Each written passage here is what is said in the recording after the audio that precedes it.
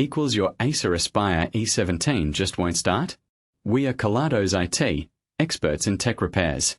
We pick up your device from your door, run a free diagnostic and send you a quote before any repair. No calls, no running around. We are located at Calle Joaquin Maria Lopez 26, in Madrid. Link in the description. The issue could be caused by a faulty hard drive or other internal components.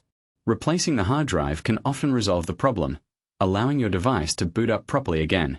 This process ensures your data is safe and your Acer Aspire E17 is back to working order. If you don't want to take any chances, at Kelatos we pick up, fix and deliver right to your door across the entire peninsula. Link in the description.